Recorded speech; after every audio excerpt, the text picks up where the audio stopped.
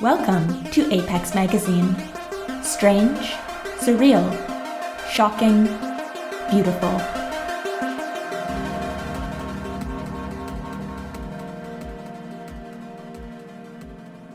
Hello and welcome to the Apex Magazine podcast. I'm your host and producer, KT Brisky. Hello, listeners! How are you? I hope this month finds you well. And I'm so pleased that you've joined us for another story. This month, we have one of my favorite types of fantasy story, a story about mothers. I'm very pleased to present If Those Ragged Feet Won't Run by Annie Nugebauer, narrated by Philippa Balentine. Be very quiet. The night birds are out. Stay close, sit back, relax, and let's have a listen to episode 76.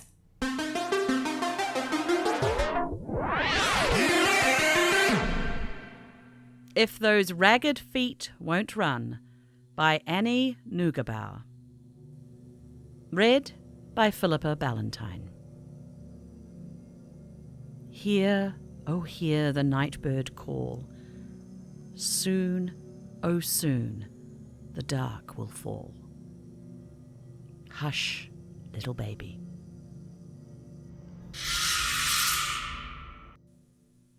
The night comes. It can't yet be seen, felt, tasted, or smelled, but you can hear it. You can hear all things fall quiet as the dusk draws near. It is a fearful silence, waiting. The days are noisy things, full of freedom, like the space of the open plain with its whistle winds that dance and push. There are daytime dangers, yes, of course. There are always dangers, no matter the life, but they are things like a cough that infects the lungs, a stinging centipede creeping between the tight boards of your hut, or your husband getting injured while out on a hunt, coming home permanently wounded, or, like Bethesda's husband, not coming home at all.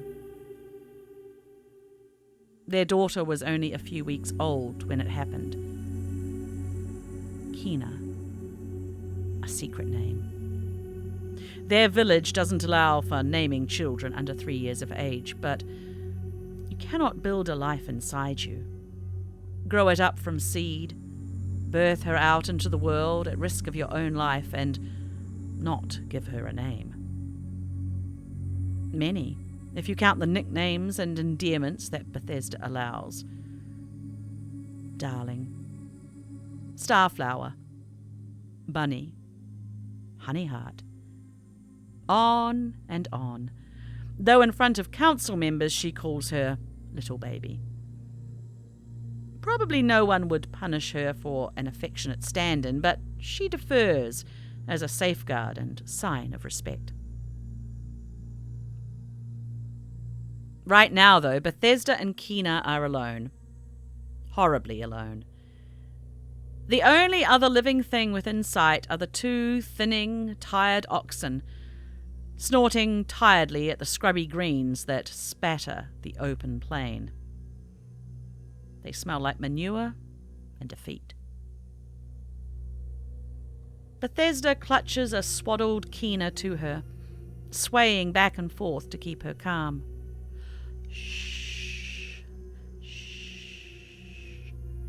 shh, she breathes, trying to keep herself calm too. Even at only 6 weeks old, the baby can sense her emotions. Her home village, tucked safely under a thick canopy of trees, is beyond sight ahead. Bethesda looks back the way she came, from the other village across the plain. A full day's journey, travelling since the break of dawn as fast as the oxen could pull the box cart. Horses are faster, but less strong and far more expensive. The two villages are just close enough that oxen are still quick enough to be safe. Unless, of course, something goes wrong.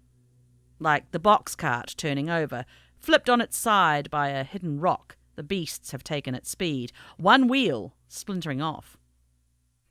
The front and back left wheels still spin.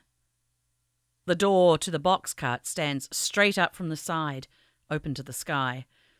The windowless interior a dark hole from which they climbed after the crash. Candle flame thankfully extinguished, rather than kindled in the tumult. The oxen make no sound but heavy breathing, despite their hunger and possible pain from the accident. They know. All know. The silence is dreadful. Keena's tiny face scrunches into a knot, the impending cry trilling through Bethesda like the cry they all wait for. She bounces, increasing the volume of her hushing. Even that sounds loud, but it's far softer than Keena wailing. The acute knowledge of what she should do is screaming into the stillness. The council has told them. They tell each other. You grow up knowing. You leave the baby. If it isn't old enough to be quiet when told before being given a name, it isn't worth the risk. Some people put them to death first. Others let them cry as a diversion, if it comes to that. But you leave the baby. Bethesda will not consider it.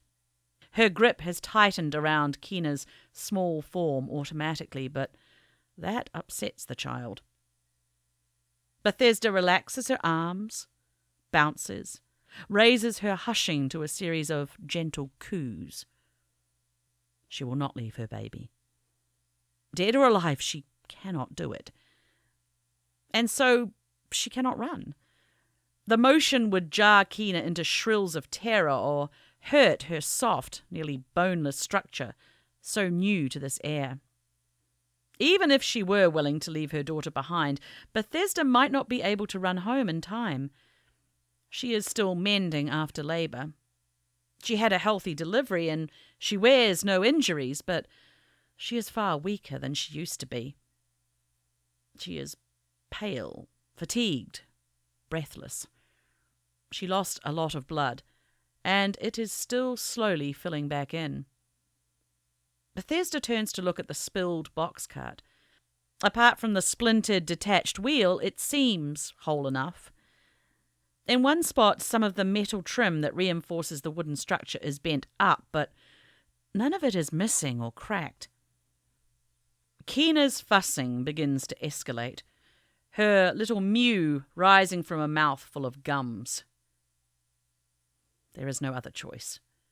Bethesda hurries past the oxen and prepares for the climb up over the side of the cart.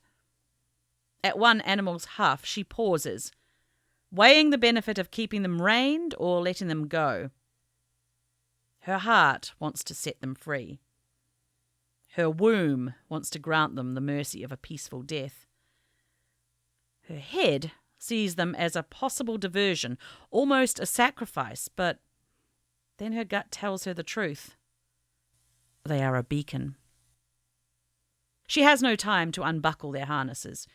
She draws her blade with one smooth, habitual motion and slices through the straps.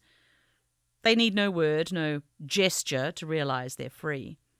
The already overexhausted beasts take off at a lope toward home. Bethesda has time to wonder if she's just made a grave mistake, and then she hears it. From the mountains that run parallel to the open plain between villages, the sound floats up and out, seeking like its own living thing. A nightbird calls. It is a song unlike any other. It is achingly familiar, the echo of every person's nightmares, and yet different every time. It seems to bring dusk, sweeping it across the sky like storm clouds. It seeks out and out, touching every blade of grass, every jagged rock, every living being standing out in the open, stilled with fear. In her village, some say the night birds can see things using only their voices. Others say they cast spells. Whatever their magic, real or legend twist, Bethesda feels their waking presence like a finger run down the long side of her neck. The wagon it will be. Must be. That is what it's designed for, she whispers, merely a breath on Keena's hot cheek. Whether Keena quiets at her mother's voice or the night bird's call, Bethesda doesn't know. But she takes the opportunity to climb into the spilled cart. She lands with a thump on the bottom, once the other side door, her knees buckling partly beneath her since she can't put her hands down to soften her fall. She rocks back on her heels and lands against the wall, once the ceiling. Keena sucks in a tiny breath, ready to protest the jolt, no doubt, and Bethesda forces her aching legs to push her up, reaching, stretching to draw the door strap down. It slams into the opening, muffling the night bird's eerie cry and dropping them into absolute darkness. She has to drag one of her crates over to latch the door above them one-handed, but she manages, fumbling with increasing franticness as Keena's whines grow into wails. Pain. Hunger. The reason for the trip. Bethesda had made the journey because Keena wasn't nursing well. She was losing weight instead of gaining, and she cried all the time, falling asleep only from sheer exhaustion and waking just as hungry. The midwife in their village didn't know how to help her, but there was an older, more experienced midwife across the plains. Despite her aunt's assurances that the baby just needed time to grow, Bethesda knew something was wrong. She insisted on going, even when no one could take the days to ride with her. It turned out that Keena had an attachment between her tongue and bottom jaw, hidden deep in the back of her flesh, that the younger midwife had missed. It was carefully severed, and the pain of nursing lifted immediately, though the child was a new pain instead of hunger. To feed her now is a risk. Will the comfort of Bethesda's breast and the fullness of milk calm her, or will the pain of sucking send her into even more crying? It's all she knows to try. The night bird's cry grows more distant, bringing momentary relief, but then it swoops louder, and Bethesda knows that dusk has dropped, and that the creature has left its roost in the mountains to soar the sky. Her fingers tremble as she fumbles with her garments, offering a breast to her infant. "Sweet darling," she whispers. A tiny gasp, and then the small, wet pressure of a mouth around her nipple. Bethesda can't see if the latch is good or not in the dark.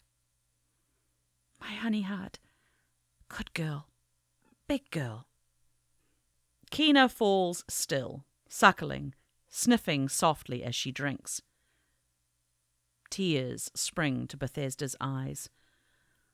The relief is so great that she can't feel the triumph, the victory. She'd been right. Right to go. Right to risk the travel. That had been the problem. But under the circumstances, she feels the deflate of gratitude rather than the swell of success. Even that is short-lived. The night bird's call grows louder. Stranger. Sent out like creeping claws to scour the terrain. It will find the cart. It will find them. It can't get in. That's what the carts are built for. But their cart has crashed. Vulnerable. Perhaps if Keena stays quiet, the creature will not bother exploring them. Perhaps tonight there is easier prey. The oxen, maybe, if they haven't made it to the village, safe beneath its thick canopy of trees. With that thought, as if the thought had made it happen, an ox bellows a deep, shrieking scream in the distance. Bethesda senses rather than feels Kina look up, consider unlatching. She balances the child on one arm, uses her other hand to squeeze her breast the way the midwife showed her, encouraging milk to flow into her baby's weak mouth. Kina's sucking resumes. Bethesda wishes she could sit, but the bench is vertical now, a column that she can only awkwardly rest her shoulder against. She could relight the candle if she could find it in the wreckage, but the prospect of trying to do that one-handed while keeping Kina calm seems worse than staying blind. Maybe the darkness will put the baby to sleep, like when they cover the cribs with heavy blankets to block out the sun during naps. Kina's small sounds tell Bethesda that she is finishing on the first side. The sky has grown silent as the night bird feasts, but it doesn't take long for them to devour their catches. Sometimes they even leave them and come back later to carry them away. Normally she would burp the infant before switching sides to be sure she doesn't spit up what milk she's managed to get, but she always cries when Bethesda does that. She can't tell her child that even the brief minutes between sides are temporary, that she will be put back to the breast in mere moments, that she needn't wail so at the delay. This is better than losing what nutrition she's gained. She bares her other breast, slips a pinky into the corner of Kina's mouth to break the seal, and flips her for the other side before she can do more than draw in and inhale to cry. A moment of seeking, and a new latch. Bethesda gulps in a broken sigh. The nightbird calls again, much closer. The sound sends Bethesda's shoulders up to her ears, but she forces them down, tries to relax her muscles like she's been taught, so that Kina stays relaxed too. It will be beyond dusk now. Darkness has fallen. Sharp, wiry trills test the walls of the cart. The wheels creak in a downdraft of large, taunt wings. Leather and metal shuffles, as if the oxen's leads have been ruffled, and the cries end. It's the worst silence Bethesda has ever heard. She feels light-headed with it, her eyes inventing shapes in the dark, seeking reasons. She imagines the creature out there, large as the cart itself, but far more delicate, graceful even.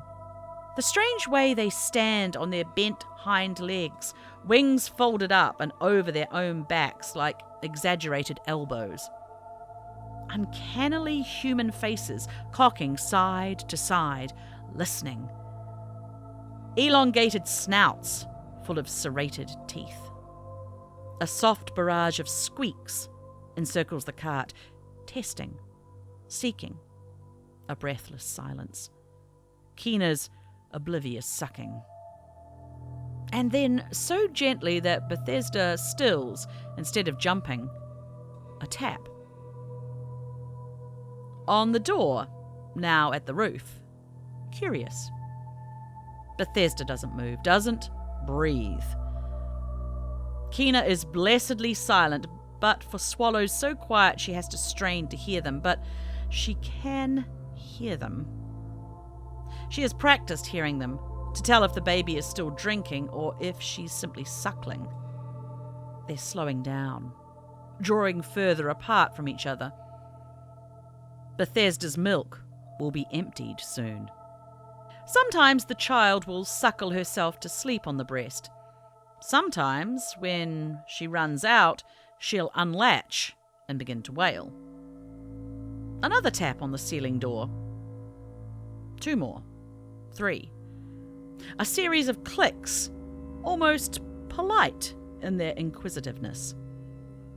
Bethesda can picture the nightbird's long, many-jointed digits extending off the pads at the middle joint of their wings, which they use as front feet or hands when not flying. Tap, tap, tap. This time from the side that was once the floor. Moving all along its surface, Testing. Listening to the hollowness of the structure. Hearing them in that middle? Bethesda wishes she'd laid down on the floor, in case it's true that the nightbirds can see with sounds.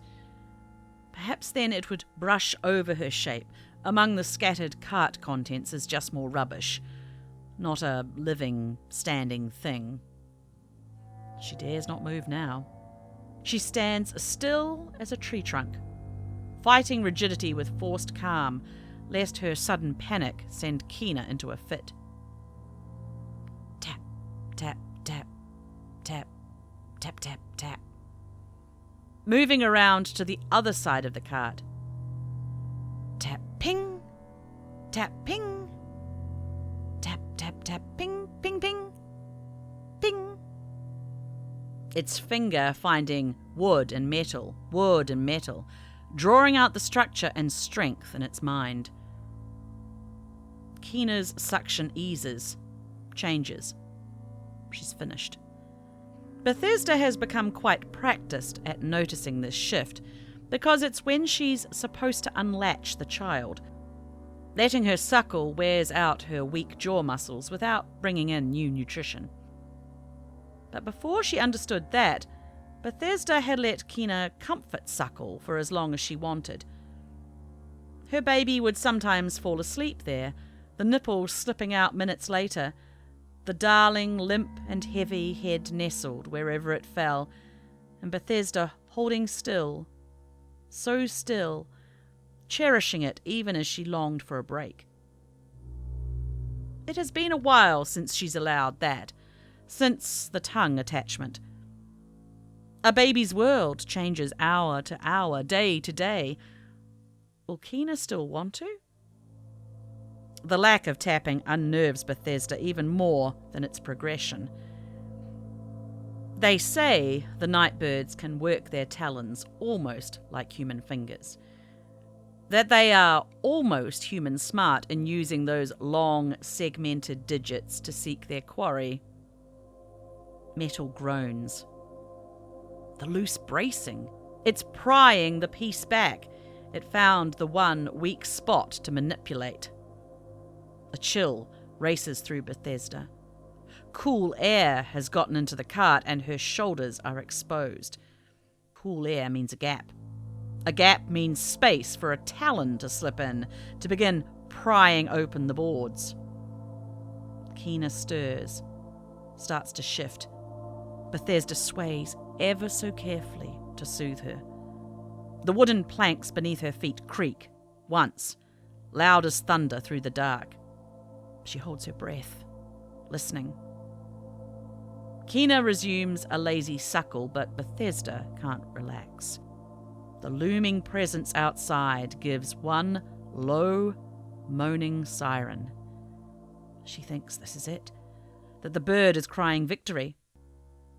Then comes the sound of strong, thin wings beating the sky, loud, higher, growing distant. It's gone. Bethesda is so stunned that she stops swaying. Kina no longer notices, content to suckle herself to sleep in the darkness. Why would the nightbird leave? It had them. It might have taken all night, but it would have been able to wrest its way into this broken box cart before dawn.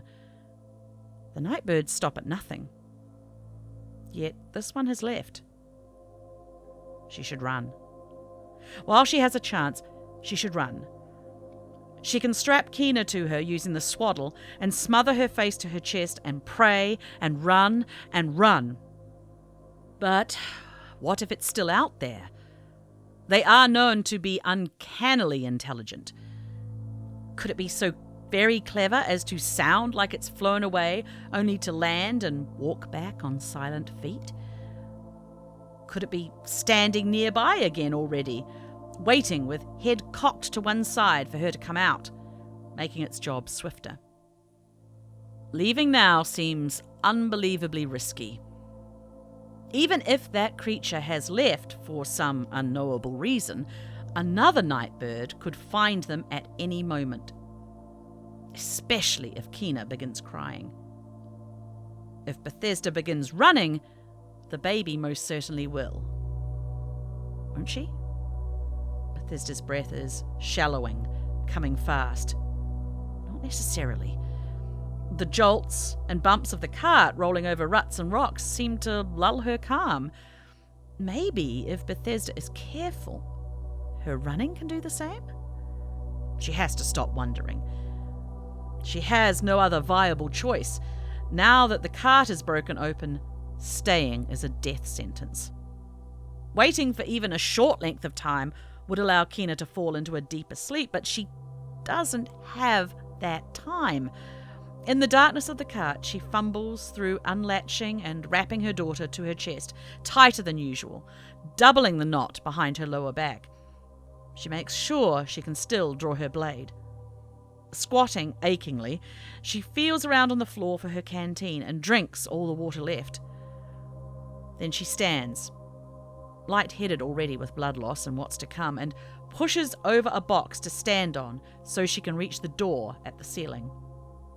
If the nightbird stands by, it will hear even her quietest movements.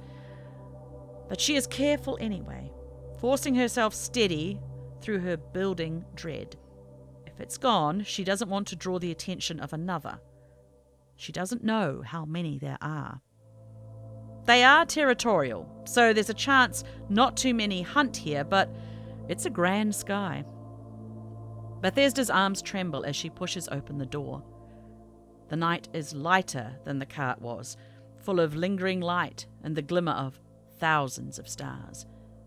The fresh scent of it makes her realize she's sweating enormously, comically, a postpartum effect that made the cart smell musty and panicked. She waits for wings to send wind down her spine. She waits for talons to stab her. She waits for teeth to clamp around her throat. Every direction she can see is open, empty. No more time for awe. Kina shifts, and Bethesda knows from endless nights swaying that steady motion is better than sporadic, and so she hurries down to the earth, still warm from the day. Many of the women in her village wear skirts, but after birth Bethesda switched to high pants, not liking the loose, could spill feeling of her guts still tightening back into place.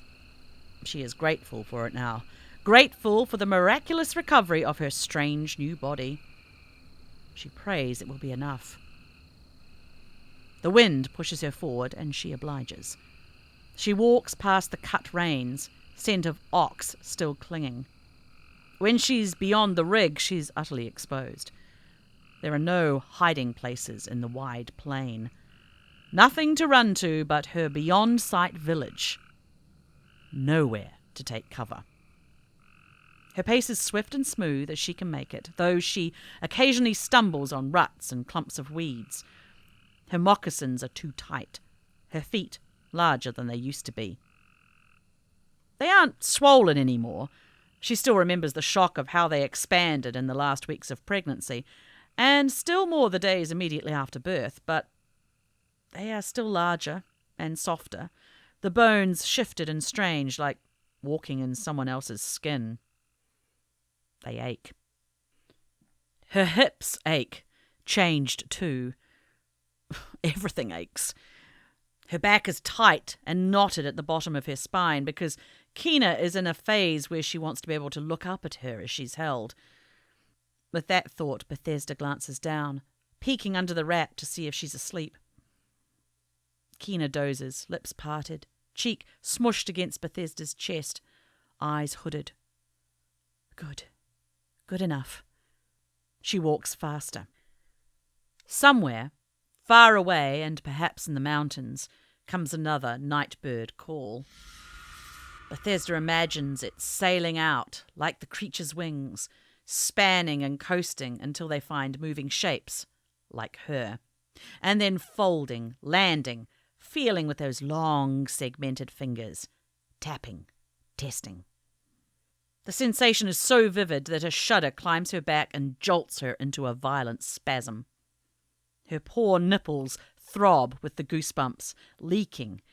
and she prays the smell doesn't set Kina off again. Another near stumble sets her into a jog, but the extra bounce makes Kina huff, so she slows back into her longest stride, walking. A glance at the sky. She pushes her body, wishing for the noise of her home trees, wishing for the easy cacophony of night where the skies are blocked, where things roam and burrow and climb and go about their business. Not this hush, only the wind whistling past her ears like a long-held breath. By the time the tree line appears as a dark blur up ahead, Bethesda is panting and trembling. Kina coos, and when Bethesda looks down, she finds her baby has managed to peek her head from under the wrap and is gazing up at her. When Bethesda looks into her large, serious eyes, she strokes the soft, fuzzy head and doesn't so much sing as hum, making no sound but that which will vibrate through her chest so Kina can feel it. Kina smiles. Bethesda's mouth parts, and the hum halts for a moment. The smile is tiny, toothless, a single dimple winking in her cheek. It is her first. Tightness springing up her throat to prick her eyes, Bethesda smiles back. "Darling," she wants to say. "My little starflower. Kina." But she dares not speak. She wishes that Kina hadn't woken, and the thought stabs her with guilt. Then the call comes. Joyful, sneaking, and far too close. She whirls, searching. Rising from the mountains, the dark, menacing shape of a nightbird in full flight. Bethesda's feet stutter, her thighs on fire with the effort to keep her from falling. Her hands clutch reflexively on Kina's bundled back, and the squeeze makes the child whine. "Shh," she whispers. "Shh, shh." A second shape ascends behind the first. Smaller. At first, Bethesda thinks it's even further away, but then she sees its clumsiness, its slower pace, the way it shadows the large one. It's a juvenile. Its offspring. The adult who found them earlier and left hadn't given up or gotten distracted. There was easy prey and time to teach. It had gone back to get her young. It is a mother. The two nightbirds' cries twist into a beautiful, chilling song. They speak to each other. The small one flaps its wings quickly to keep up, the large one riding the thermals to slow her pace. Bethesda knows, in a depth beyond reason, that they've already been spotted. They are found. They are what the creatures come for. Mothers stop at nothing. She breaks into a run. 3 things happen at once. Her knees buckle at the sudden jolt, the joints still soft and elastic, but she catches herself on the next step and manages to stay upright. Kina explodes into a wail, and Bethesda's bleeding, which had slowed to sporadic clouds of pink, resumes in earnest, spilling in a gush so hot it seems to scald the inside of her thighs. It doesn't matter. It can't matter right now. Bethesda finds her strange feet, her footing, her tired legs, and her hip joints, and her bowed back, and she runs. She runs as fast as she can make her body answer. After not long at all, Kina's sobbing fades to confused little grunts and hiccups. She likes the motion, but not the jolting, not the pounding heartbeat that is usually slow, steady, her comfort rhythm. Bethesda tries so hard to look forward, not up. If they come, they come. Watching them come will only slow her down. But she does, up and over her shoulder to see how they gain. Close enough to see the details of their silhouettes. Close enough to see the mother crane her flexible neck to keep an eye on the juvenile. The ground, flat from a distance but subtly curved in its natural course, has been rising. Over this gentle rise, a line of trees grows, small, dark, safe. Too far. Keena's protests have become wet, bubbly mouth sounds. Happy? She likes it. Not so very far. Bethesda worries about her baby's little neck. She cradles her with both hands, despite the snug wrap. The wind feels even colder in contrast to her heated skin. Her hair has come free in vicious little strips that whip her face. She can't catch her breath. She puts every ounce of her energy toward home. She stares at the trees and wills them closer, larger. She will drag them near with the sheer intensity of her desire. Above, behind, closer still, a new call. A short series of sharp prods. A pause. Bethesda risks a glance up to see the mother turn toward her offspring, waiting. The juvenile sends out a call of its own. Fragile. Testing. What she pictures as the mother swoops low behind her is the way their knuckles feel. She's held one once, detached. One of the hunters came back with a nightbird. The meat was tough and bitter, but he kept its hand for pride. Their leathery, rough skin is even thicker at those long appendages. But right at the knuckles, where the joints fold into several curving segments, little tufts of soft, downy fur protrude, like starflower fluff. The mother dives so low behind her that the power of her massive wings sends the wind backwards, into her back, and it smells of clean minerals and cool caves. No blow comes. The mother lifts off, her form casting shadow under the starlight. Bethesda's blood has soaked through her pants, sticking the material to her skin. Her feet are going numb. She runs faster. A keening, desperate cry splits the sky like a slice of lightning. Something slams into her upper shoulders. Bethesda falls. In slow horror she falls, desperate not to let go of Keena, desperate to put her hands down to catch them, to keep her baby from landing first. She doesn't have time to choose, to realise that the wrap will hold Keena and she can let go, but her instinct chooses for her. Her wrists slam into the grassy dirt, followed by her knees. She bites her tongue. Somehow she manages to slide forward onto her face, neck bowing near to breaking, to hold Keena off the earth. She is braced in the cave of her mother's body. All the impact vibrates up Bethesda's arms and thighs. Her belly and spine have done something awful, something sharp and straining. Her cheek is scraped raw. Keena shrieks, a cry so fierce and angry that for a moment the juvenile nightbird goes silent above them, flapping to lift away once it realizes it didn't get a grip. Bethesda never stops running. She uses the fall to launch herself up and faster, an arrow shot from a bow, and she screams, rage and pain spilling from her mouth as she charges toward home. The trees. She can smell the trees, their sweet, sappy trunks and their thick, dense leaves. The wind brings them to her, rushing past. Both nightbirds flap up and away, but she knows they aren't leaving. They're too large to make tight turns.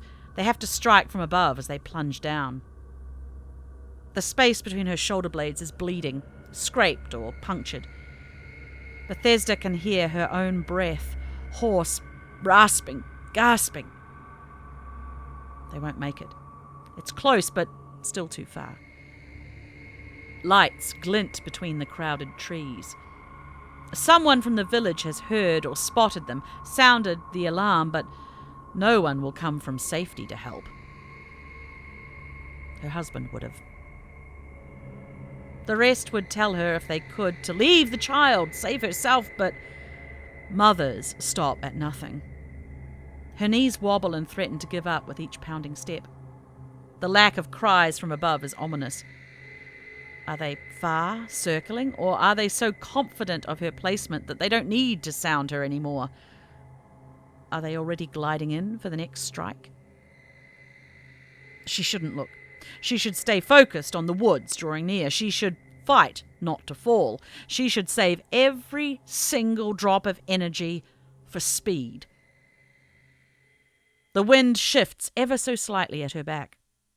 Without thought, she darts to the left. The sharp hind talons of the mother grasp empty air to her right. The bottom of her wing's central fold brushes Bethesda's hair. There's no mistaking the cry this time. Fury. Bethesda, still hugging Kina tight despite the wrap, glances at her back as she soars up and around. The juvenile will be next. Mimicking, learning. She's close enough to the tree line now to hear shouts from villagers.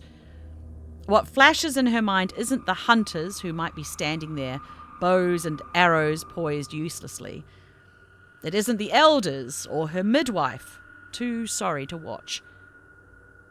It's her hut.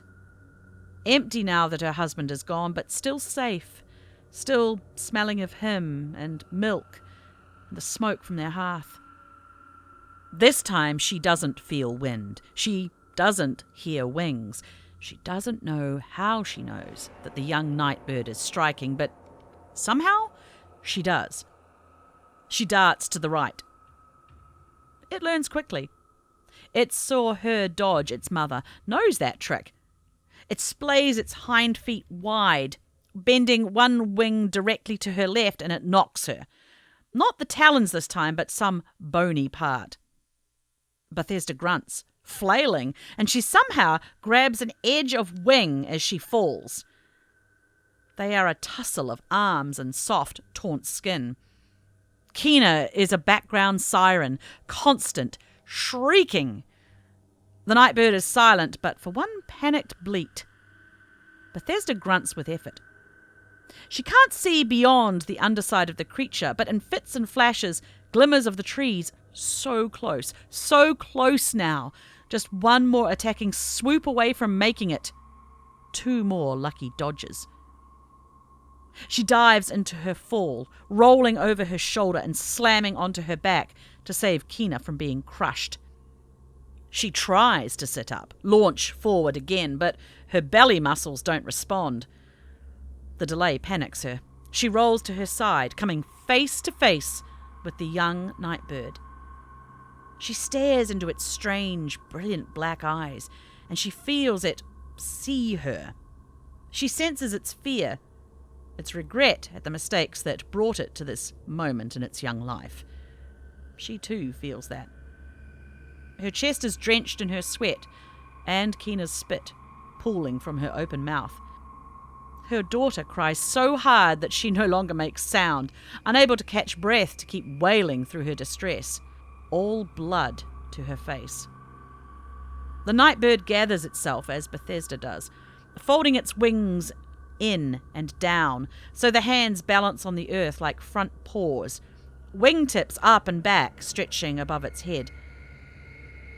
Bethesda rolls to her side and shoves herself up on one wobbly arm, panting. With her and it both standing, it's scarcely taller than her at the eyes. Very young. This may even be its first flight. It cocks its face, so bizarrely human, to one side, then winds its neck around like a snake before striking. Its long snout spreads to reveal rows of tiny serrated teeth, a pointed tongue.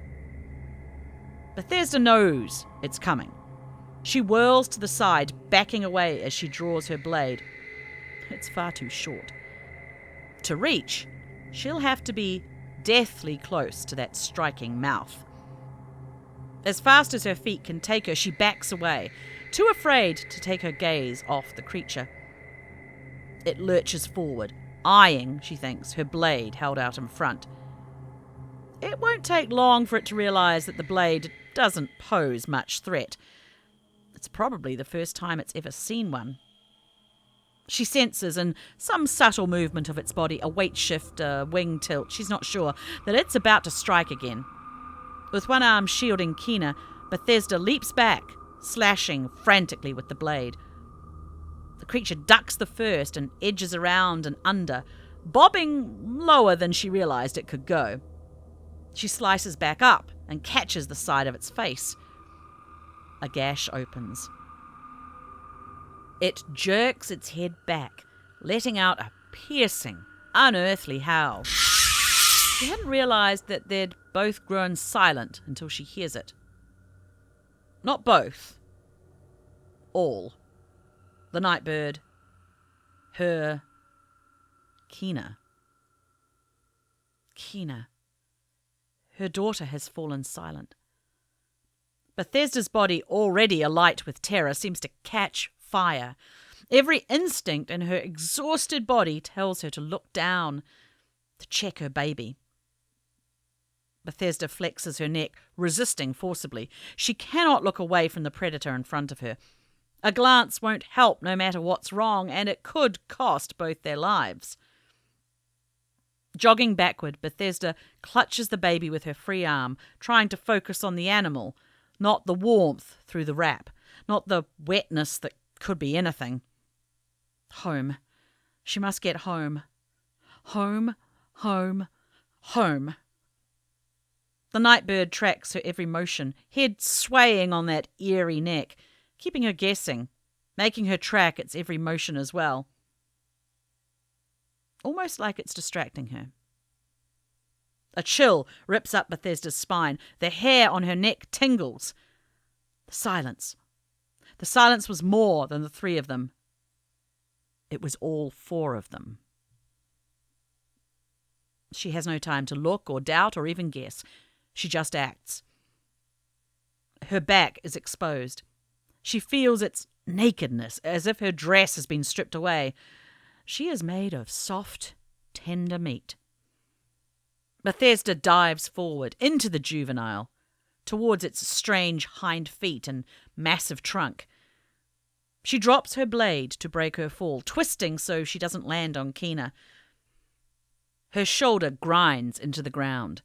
Pain sears down her left side. Wind gushes from every direction at once. The young nightbird screeches. Bethesda scrambles, trying to avoid the wing that smacks her, but she can't gain purchase. The youth's front hand grabs her ankle at the same time that the mother nightbird slams into it, unable to stop her attack. Her long, wicked talons dive into her child's body.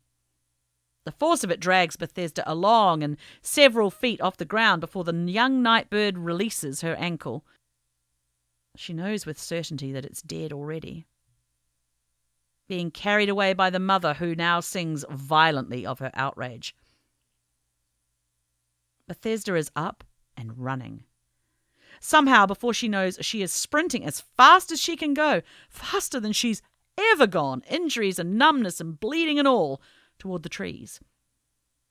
Both arms brace Kina as tightly as she can, now too afraid to look down for a different reason.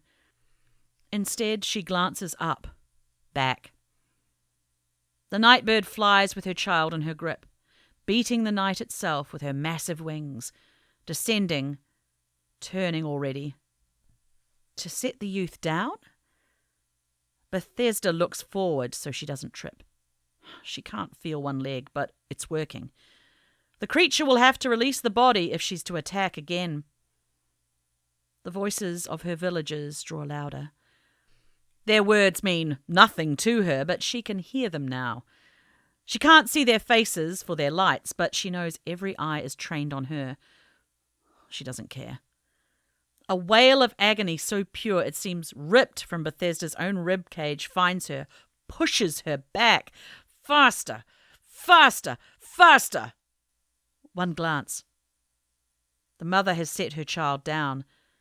She ascends again, no doubt gaining height and speed for her last attack. Home is so close. But without her baby? Without her husband or her darling girl? How can she live? Bethesda's knee folds. She screams, dropping to her knees and then her hands. Her body seems to stop, to crumple. Her clothes are soaked through, every last scrap of them, with blood and sweat and tears and pain. She can't go anymore. She has nothing left to give. She can imagine the nightbird bulleting toward her now, gaining speed, hyper-focused and with no distractions, no obstacles. This time, she won't miss. Bethesda's head drops, hair mingling with the grass. Keena's tiny scream blasts her in the face. Small, ragged, rageful. Alive. Bethesda shoves with something she didn't know she had. She stands, steps. Her knee wobbles but holds. She steps again. Pain, fresh waves of pain through all the numbness, but she can go on. She goes. She all but flies. Behind her, the air shifts and parts for the monster who wants to eat them. Bethesda pumps her arms and legs, letting Keena be held by the wrap as she pelts towards the safety of the trees. The nightbird doesn't bother with stealth.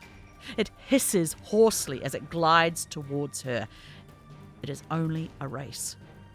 There will be no dodging, no fighting. The villagers have faces now. A barrage of arrows dot her periphery, but no one dares risk hitting her, and the creature is directly behind her now. She can feel it, hear it, smell it. Just arms reach away. Surely. Bethesda stretches her arms in front as if touching the bark of the closest trees alone will be enough. She leans forward. The villagers all scuffle back and to the side, making room for her between the trunks. 3 more strides. 2. The glance of something touching her back. The nightbird roars. Bethesda bursts into the shade of the forest. A loud crashing. The creature slams into the trees. Bethesda slows and turns. It struggles to free its wings. It looks directly into her eyes and opens its mouth to make a sound that Bethesda has no name for. Wrapping her wailing babe in her arms, swaying the way she has countless nights of sleepless feedings and singing, Bethesda makes the sound back. In that moment, the 2 mothers understand each other. The man shouts. The villagers have gone quiet. "Don't shoot," Bethesda commands. The nightbird can't fit through the tree trunks so close together. Standing on the ground, she senses her weakness here. Wings folded up above her head so she can run across the grass. She turns and streaks away, running. And then she spreads her arms and unfolds her wings, and she's soaring into the night sky, silent. Bethesda wants to collapse. Instead, she carefully pulls Keena from the wrap and lets the fabric drop to the ground as she brings her crying daughter to her neck, murmuring, swaying, singing. "Keena," she says aloud. "Keena, Keena, Keena, my child." Keena sings her hot-faced outrage with milky breath, and Bethesda sobs. In all the world, there is only them.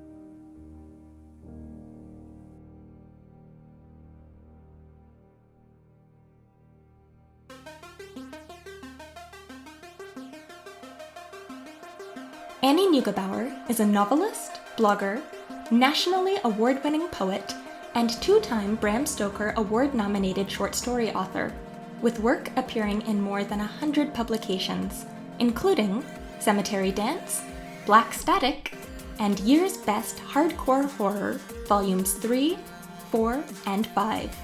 She's a columnist and writing instructor for Lit Reactor. You can visit her at www.annienugebauer.com. New Zealand-born fantasy writer and podcaster Philippa Balentine is the author of the Books of the Order, the Chronicles of Art, and the Shifted World series. She is also the co-author of the award-winning Ministry of Peculiar Occurrences series with her husband, T. Morris. In nonfiction, Pip has co-written with T. Social Media for Writers from Writer's Digest. Her awards include an Airship, a Parsec, the Steampunk Chronicle Reader's Choice, the RT Reviewer's Choice Award for Steampunk, and a Sir Julius Vogel. Philippa currently resides in Manassas, Virginia, with her husband, daughter, and a furry clowder of cats.